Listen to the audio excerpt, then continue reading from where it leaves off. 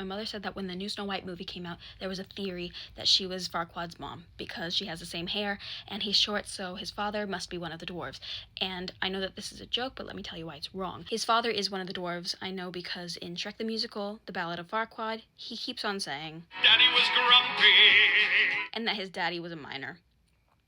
So he is part dwarf, part princess. Spoiler alert, his princess mother is Princess in the Pea. So here's how we know that his mother is the Princess in the Pea. Daddy's bed was lumpy, so mommy couldn't sleep. Daddy built a new one, so tall and so steep. 25 mattresses she slept upon. One night she rolled over, and mama was gone. So daddy was grumpy. There is your proof that his father is grumpy, his mother is not Snow White. Daddy up and left Farquaad, and now he lives in squalor, sleeping 7 to a bed. So all of this happened before Snow White. And the timeline around Snow White is completely messed up anyway. In the Shrek universe is very murky, and it doesn't make sense, to be quite frank. The first Shrek movie, that's the only one that Farquaad appears in. Snow White appears later in the flesh. Farquaad gets to choose his wife, and his second choice is Snow White in a glass box.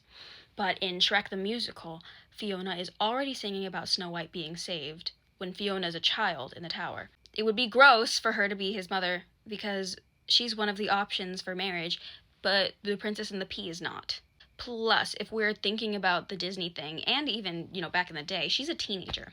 Snow White is a teenager, and Farquaad is like 30. So it's impossible and gross. I know my mother was just trying to tell me a joke, but she was wrong. I am the biggest Shrek aficionado that I know, and I take everything way too seriously. If you talk about my special interests, you got to expect some sort of debunking to happen.